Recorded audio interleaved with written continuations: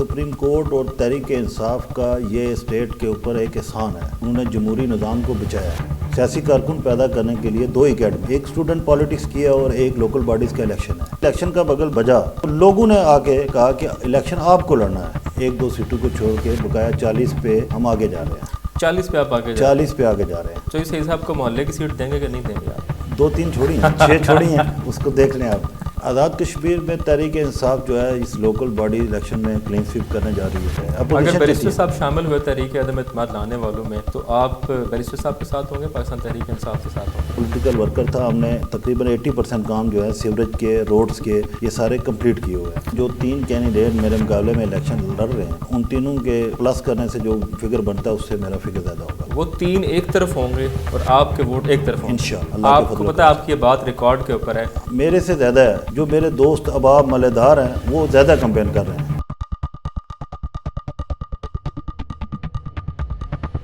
السلام علیکم، state news کے ساتھ میں ہوں آپ کا میزبان ابرار اسلم۔ آزاد کشمیر میں 32 سال کے بعد بلدیاتی انتخابات ہونے جا رہے ہیں۔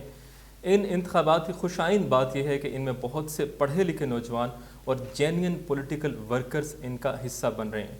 ہمارے ساتھ آج ایک ایسے ہی جینین پولیٹیکل ورکر آج ہمارے ساتھ اسٹوڈیو میں موجود ہیں، چوہدری خالق قربان صاحب، وارڈ نمبر 5 ہے۔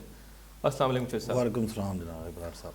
چوہدری صاحب، سب سے پہلے تو یہ بتائیں کہ ایک بے یقینی کی کیفیت ہے الیکشنز کے حوالے سے، تو آپ کی کیمپین اس سے کچھ متاثر ہو رہی ہے یا ابھی الیکشن تھوڑے کچھ ڈیلے بھی ہوئے ہیں، کوئی فائدہ ہو رہا ہے اس سے آپ کو؟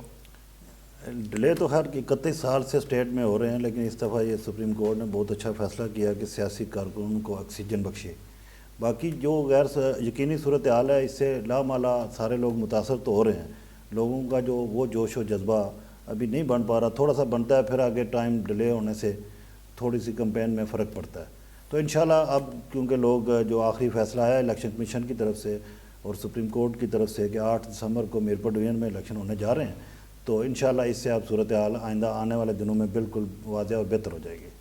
آپ نے 1998 سے پولیٹکس کا آغاز کیا اپنی کا، آپ نے مختصراً اپنے سیاسی کیریئر کے بارے میں بتائیے گا کہ آپ نے کہاں سے جو ہے سیاسی سرگرمیوں کا آغاز کیا اور اس کے بعد اب تک آپ پاکستان تحریک کا حصہ کب بنے، کیسے بنے، یہ مختصراً جو اپنا سفر ہے اس کے بارے میں ہمارے ناظرین کو بتائیے گا۔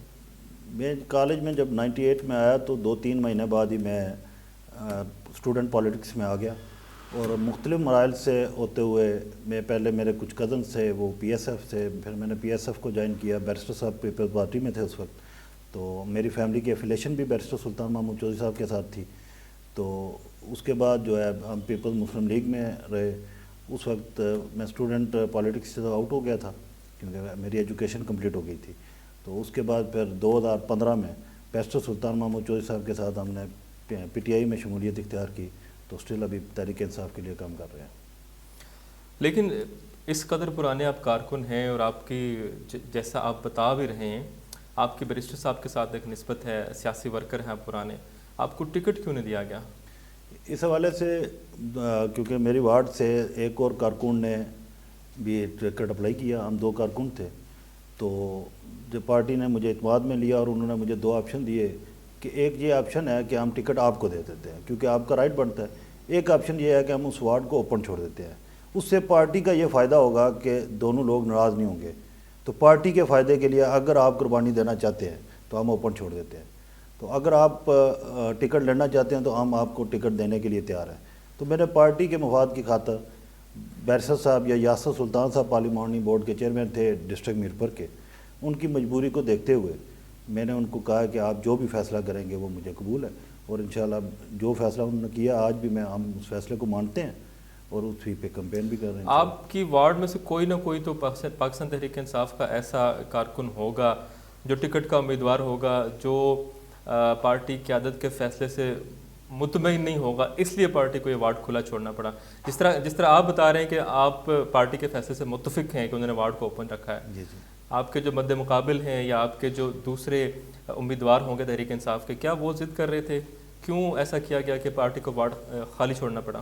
نہیں، وہ تو خیر ضد شد نہیں کر رہے تھے، انہوں نے ٹکٹ کو اپلائی کیا تو وہ بھی فیملی جو ہے وہ اس کا دعویٰ تھا کہ شاید ہم بھی پرانے لوگ ہیں تو اس پہ پارٹی نے کسی کی کوئی بات نہیں سنی. البتہ یہ انہوں نے مجھے آپشن دیا کہ اگر ہم نے ٹکٹ دینا ہے تو آپ کو دینا ہے.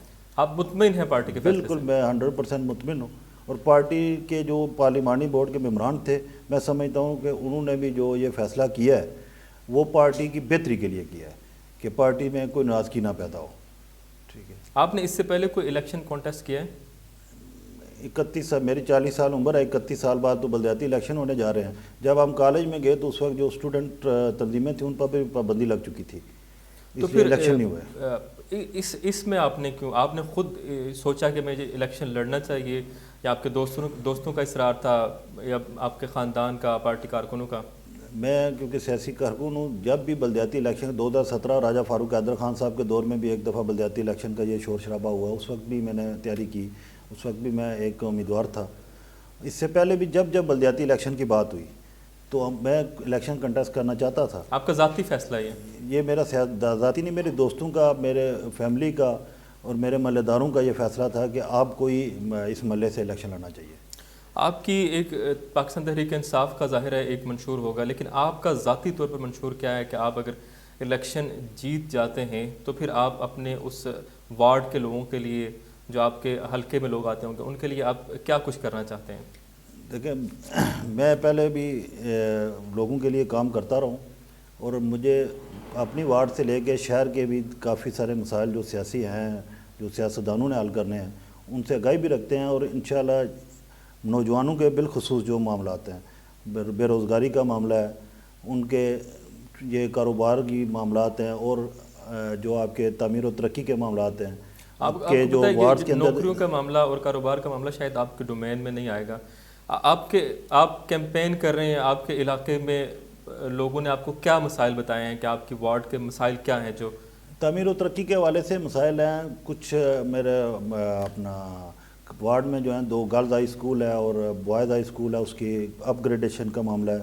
اور اس کے علاوہ کیونکہ ہمارے ہاں جو وارڈز کی تقسیم ہے یا سیکٹرز کی تقسیم ہے, جو یہ پرانے دور میں جب شہر بنا تو اس کو نالے کی بنیاد پہ تقسیم کیا جاتا رہا, تو وہ جتنے نالے ہیں وہ سارے ابھی تک پختہ نہیں ہو سکے.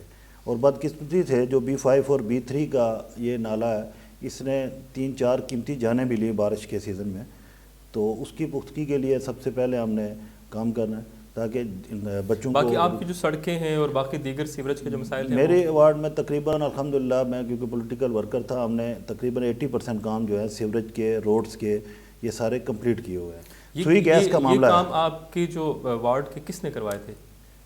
یہ میں بیرسٹر سلطان صاحب کے ساتھ رہا اور ان کے MLA فنڈ سے کرواتے رہے ہم لوگ, ان کی شفقت رہی ہم پہ. آپ کے اس علاقے میں چودھری محمد سعید صاحب نے کوئی کام نہیں کیا؟ میں ان کی جماعت میں نہیں تھا, اس لیے انہوں نے مجھے تو کوئی فنڈ نہیں دینا تھا. انہوں نے شاید اپنے کارکنوں کی نظر کوئی کرایا ہو, شاید مجھے نہیں پتا. میرے گھر کی روڈ جو ہے وہ تو انہوں نے نہیں بنائی, جس محلے میں رہتا ہوں وہاں پہ تو انہوں نے نہیں بنائی. ٹھیک ہے. ہم نے جو کام کیا وہ ٹوٹلی 20 سالوں میں وہ بیرسٹر سلطان صاحب کے اور یاسر سلطان صاحب کے بطور MLA جو فنڈز ہیں ان کو ہم نے یوز کیا ہے. تو بیرسٹر صاحب 30-35 سال سے برسر اقتدار ہیں, کم از کم یہاں سے کم از کم MLA بنتے آ رہے ہیں, تو آپ کے یہ تمام مسائل کیوں حل نہیں ہو سکے آپ کے وارڈ کے جو آپ بتا رہے ہیں؟ بیرسٹر صاحب جب MLA تھے اس وقت 13ویں ترمیم سے پہلے MLA کا فنڈ جو ہے وہ 50 لاکھ روپے تھا. 13ویں ترمیم جب ہوئی تو اس وقت MLA کا فنڈ 5 کروڑ روپیہ ہو گیا. یہ چودھری سعید کی گڈ لک تھی, جس کی وجہ سے لوگ یہ کہتے ہیں کہ شاید تو اس نے بہت مطلب کام کیا ہے. اس کے پاس فنڈ بہت زیادہ آ گیا, 50 لاکھ سے 5 کروڑ تک. اب بیرسٹر یاسر سلطان پہلی دفعہ 5 کروڑ روپیہ یعنی کہ بیرسٹر سلطان فیملی کو ملا ہے. تو آپ اس سال کی ان کی اسکیمیں دیکھ لیں اور آئندہ آنے والے سالوں میں دیکھیں گے کہ یاسر سلطان صاحب کیسے کام کر رہے ہیں. فنڈ ایشو تھا پہلے.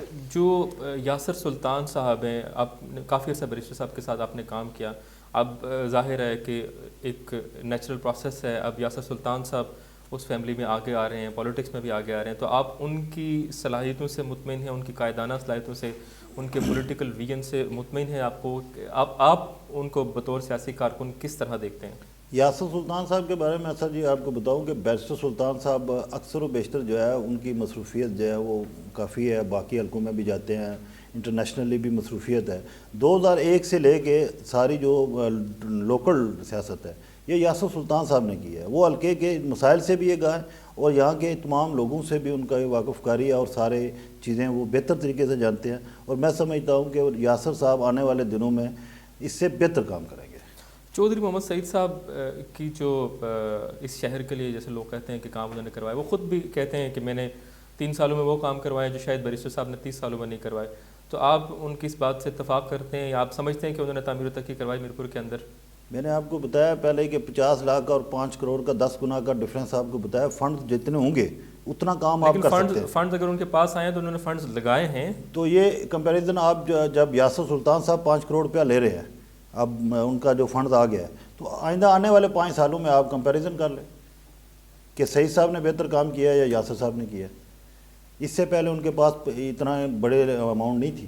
50 لاکھ میں جو انہوں نے کیا ہے اس کو اگر آپ کمپیریزن کریں تو شاید وہ اس سے بہتر مینجمنٹ تھی ان کی. اچھا, آپ کی وارڈ کے کتنے ووٹرز ہیں آپ کے کل؟ میری وارڈ میں 1628 لوگ ووٹرز ہیں. اور آپ کیا ایکسپیکٹ کیا کر رہے ہیں؟ آپ کی یہاں پر جو پولنگ کی ریشو کیا رہتی ہے, کتنے % لوگ ووٹ کاسٹ کرتے ہیں عام طور پر جنرل الیکشنز کے اندر, اور یہاں پہ آپ کو توقع کیا ہے کہ کتنے لوگ ووٹ ڈالیں؟ میری وارڈ میں کیونکہ اکثریت لوگ جو ہیں وہ بیرون ملک ہیں, اس وجہ سے کل ووٹ کا میرا خیال ہے 35 سے 40% تک ٹرن آؤٹ رہے گا. تقریباً 650 ووٹ شاید پول ہو جائے گا. اس میں سے آپ کیا توقع کر رہے ہیں کہ آپ کی ورکنگ کیسی ہے, کتنے ووٹ لے لیں گے آپ؟ الحمدللہ میں سمجھتا ہوں کہ جو 3 کینڈیڈیٹ میرے مقابلے میں الیکشن لڑ رہے ہیں ان تینوں کے پلس کرنے سے جو فگر بنتا ہے اس سے میرا فگر زیادہ ہوگا. وہ 3 ایک طرف ہوں گے اور آپ کے ووٹ ایک طرف ہوں گے انشاءاللہ. آپ کو پتہ ہے آپ کی یہ بات ریکارڈ کے اوپر ہے, کل کو یہ نہ ہو کہ آپ کو مجھے پھر انشاءاللہ 8 دسمبر کے بعد آپ پھر مجھے یہاں پہ بلا لیں تو یہ بات جو ہے اس کو کنفرم ہو جائے گی انشاءاللہ آپ کے پاس. آپ مطلب سادہ اکثریت لیں گے ووٹوں کے معاملے سے انشاءاللہ اللہ کے فضل و کرم سے. آپ کیوں سمجھتے ہیں کہ لوگ آپ کو کیوں ووٹ دیں گے؟ ایک تو یہ ہے کہ میں 20 سال سے پولیٹیکل جدوجہد میں ہوں, سیاسی کارکن ہوں جینون, اور لوگوں کے ساتھ رابطے میں رہے ہیں. لوگوں کے مسائل میں, لوگوں کی جو بھی خوشی غمی کے معاملات تھے اس میں ہم لوگوں کے ساتھ رہے. اور جب بلدیاتی الیکشن کا بغل بجا تو لوگوں نے آ کے کہا کہ الیکشن آپ کو لڑنا ہے, اس محلے کی بہتری کے لیے آپ کو یہ قربانی دینا پڑے گی. شاید میرے کچھ ریسنٹلی کچھ فوتگیاں ہماری فیملی میں اس طرح ہو گئیں کہ میں شاید الیکشن لڑنے کی پوزیشن میں نہیں تھا, لیکن لوگوں کے اصرار پہ, مختلف برادریوں کے لوگ جو ہیں ان کے اصرار پہ میں الیکشن لڑنے جا رہا ہوں. لوگوں کے پاس آپ جاتے ہیں, ظاہر ہے آپ نے کیمپین کی ہوگی, آپ ایک ووٹر کے پاس جاتے رہیں گے, تو آپ اس سے توقع کر رہے ہیں کہ آپ کو بہت اچھا رسپانس مل رہا ہے سب کی طرف سے. اس حوالے سے بھی میں اتنا خوش قسمت ہوں کہ اللہ تعالیٰ کا اتنا فضل ہے میرے پہ, اتنا کرم ہے اللہ کا کہ میرے سے زیادہ ہے جو میرے دوست احباب ملے دار ہیں وہ زیادہ کمپین کر رہے ہیں میرے سے زیادہ ہے, حالانکہ کینڈیڈیٹ میں ہوں. تو اس حوالے سے آپ میں, اور یہ تو آپ کی یہ صفت کہہ لیں آپ کے ووٹرز کی, تو بیرسٹر صاحب کے کامن ہو گئی. بیرسٹر صاحب کی کیمپین بھی ان کے ووٹرز جو ہیں وہ خود ان کی کیمپین کرتے ہیں, تو آپ کے ووٹرز بھی آپ کو ایسے, آپ کو دوست احباب کا ساتھ حاصل ہے جو آپ کی کیمپین خود کرتے ہیں؟ یہ اللہ پاک کا خاص فضل ہوتا ہے. تو بیرسٹر صاحب بھی کیونکہ لوگوں کی خدمت کرنا چاہتے تھے اور جو کرتے رہے ہیں, تو جو لوگ بھی ان کی کیمپین کرتے تھے کیونکہ ان کو ان کی حمایت حاصل ہوتی تھی اور ان کا جو ویژن تھا اس کو لے کے جب چلتے تھے تو لوگ ان کو رسپانس دیتے تھے. تو ہم نے بھی انہی سے سیکھا ہوا ہے, تو ہم نے بھی لوگوں کی خدمت کی ہے, تو لوگ اس لیے یہ سمجھتے ہیں کہ یہ ڈیزرونگ آدمی ہے. آپ اتنے ووٹ لیں گے, آپ توقع رکھتے ہیں اتنی اکثریت سے جیتیں گے, آپ الیکشن جیتنے کے بعد کونسلر تک محدود رہیں گے, کیا میئر بننے کا بھی شوق رکھتے ہیں یا آپ اس دوڑ میں شامل ہوں گے؟ آپ دیکھیں, پہلی بات تو یہ ہے کہ کسی بھی عہدے کے لیے جو ہے نا وہ آپ کی خواہش تو میٹر ہی نہیں کرتی, اللہ تعالیٰ کی طرف سے منظوری ہوتی ہے. بقایا کوئی بندہ آپ کو کسی منصب پہ نہیں پہنچا سکتا, نہ آپ پہنچ سکتے ہیں. تو باقی جو پارٹی کا فیصلہ ہوگا وہ سارا ہو گیا. تو صاحب, اگر پاکستان تحریک انصاف یہ الیکشن جیت جاتی ہے, ہمارے ساتھ جس سیٹ پہ آپ بیٹھے ہوئے انصر سالم صاحب یہاں پر بیٹھے ہوئے تھے, آپ کو پتہ ہے آپ کی پارٹی کے ایک پولیٹیکل ورکر ہیں, بیرسٹر صاحب کے لائلسٹ ہیں, وہ کہتے ہیں کہ ہم تقریباً 33 سیٹیں جو ہے نا اس اوورال میرپور سے ہم حاصل کر لیں گے. اگر اتنی اکثریت پاکستان تحریک انصاف کو حاصل ہوتی ہے تو شہر کے کون سے مسائل ہیں میرپور کے جو آپ سمجھتے ہیں بطور پولیٹیکل کارکن جو حل ہونے چاہیے, اور یہ جو شہر کے کونسلر ہیں ان کو سب کو مل کے کون سے مسائل اہم ہیں جن کو حل کرنا چاہیے جو شہر کے لیے بہتری کے لیے ضروری ہیں؟ پہلے تو میں انصر صاحب کا بتاؤں کہ وہ سیاسی کارکن تو ہیں میری پارٹی کے، میرے بڑے بھائی بھی ہیں، ٹھیک ہے. انہوں نے بڑی فراخ دلی سے جو ہے نا وہ باقی سیٹیں بھی چھوڑی ہیں. ہم نے 41 سیٹوں پہ تحریک انصاف نے ٹکٹ دیے ہیں، 5 سیٹیں انہوں نے اوپن چھوڑی ہیں. تو تمام آپ 46 کا جو ہے نا وہ تجزیہ کر لیں، انشاءاللہ 1-2 سیٹوں کو چھوڑ کے بقایا 40 پہ ہم آگے جا رہے ہیں. 40 پہ آپ آگے 40 پہ آگے جا رہے ہیں. چوہدری صاحب صاحب کو محلے کی سیٹ دیں گے کہ نہیں دیں گے آپ؟ 2-3 چھوڑی ہیں، 6 چھوڑی ہیں، اس کو دیکھ لیں آپ. ٹھیک ہے. اچھا، آپ نے بڑی فراخ دلی کا مظاہرہ کیا ہے. ظاہر ہے اب ان کے بھی کارکن ہیں. آپ کو لگ رہا ہے آپ اپنے بھی اتنے ووٹ کہہ رہے ہیں کہ میں تینوں لوگوں سے زیادہ ووٹ لوں گا، چوہدری صاحب کو بھی آپ محلے میں ہی بند کر دیا آپ نے، تو پھر پیچھے تو کیا یہ تو دیکھیں نا، جو بھی سیاسی کارکن ہوتا ہے، چاہے وہ ایم ایل اے کا الیکشن لڑ رہا ہو یا بلدیاتی الیکشن لوکل باڈی کا الیکشن لڑ رہا ہو، اس کی جو پالیسی ہوتی ہے اس کو آگے پھر اس کے نتائج تو آنا شروع ہو جاتے ہیں. آپ نے آگے کہا کہ چوہدری صاحب نے تعمیر و ترقی کی ہے، تو اس کے پھر نتائج آپ کو مل جائیں گے 8 دسمبر کو، جو انہوں نے تعمیر و ترقی کی ہوئی ہے. اگر واقعی تعمیر و ترقی ہوتی تو 2016 سے آگے وہ 3 الیکشن اس طرح نہ ہارتے.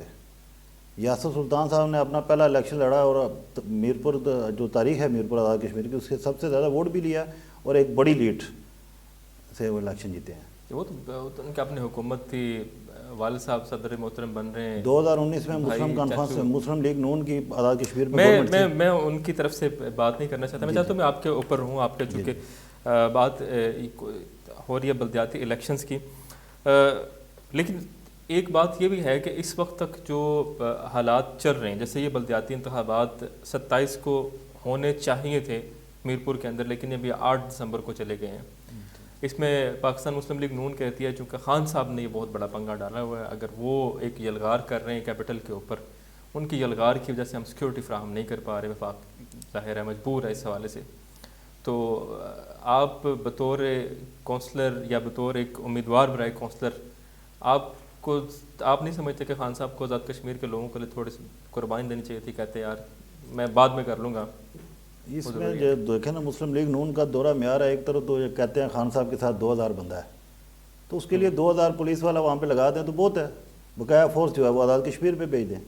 تو اگر ان کو پورے پاکستان کی جتنے 4 صوبوں کی فورس چاہیے، دیگر ادارے بھی ان کو چاہیے، تو پھر یہ مان لیں کہ خان صاحب کے ساتھ 10 لاکھ لوگ ہیں منیمم. تو یہ اپنا بیانیے میں وہ اپنا جو ہے نفی کر رہے ہیں. آپ سمجھتے ہیں کہ 10 لاکھ بندے ہیں ان کے ساتھ؟ میرا خیال ہے یہ 26 کو جو عمران خان صاحب نے کال دی ہے اس میں تقریباً 30 سے 35 لاکھ لوگ ہوں گے. 30 سے 35 لاکھ لوگ؟ پاکستان پورا اکٹھا ہونے جا رہا ہے. یہ اب جی ٹی روڈ والے سارے شامل تو نہیں کر رہے جو ٹریفک آ رہی ہے. 30 سے 35 لاکھ لوگ بہت زیادہ لوگ ہیں. آپ خان صاحب کی جو پالیسیاں ہیں، جو خان صاحب کی ایک ظاہر ہے وہ سب لوگ جانتے ہیں، ان کی ایک پوزیشن انہوں نے لی ہوئی ہے اسٹیبلشمنٹ کے، جو ہماری کرنٹ اسٹیبلشمنٹ ہے اس کے اگینسٹ انہوں نے ایک پوزیشن لی ہوئی ہے اور بڑی اسٹرانگ پوزیشن ہے. تو آپ ان کی اس پوزیشن سے مطمئن ہیں؟ آپ سمجھتے ہیں کہ یہ ان کی درست سمت میں جا رہے ہیں خان صاحب؟ جو ٹکراؤ یا تصادم کی کیفیت، مجھے نہیں پتا ایسا ہوتا ہے کہ نہیں، لیکن لوگ ایکسپیکٹ کر رہے ہیں، لوگ شاید سوچ رہے ہیں ایسا کچھ ہوگا. یہ دیکھیں نا، یہ تو پروپیگنڈا ہے کہ خان صاحب شاید تصادم یا اس طرف جا رہے ہیں. خان صاحب تو یہ کہتے ہیں کہ ریاست میں جو ہے وہ قانون کی بالادستی کروائیں، من مرضی والا کام چھوڑیں، لوگوں کی معافی نامے یا این آر او کی سیاست کو چھوڑیں اور قانون کی بالادستی کرائیں. اس پہ تصادم وغیرہ خان صاحب تو خدا نہ خواستہ وہ تو ریاست کی مضبوطی پر یقین رکھنے والے ہیں.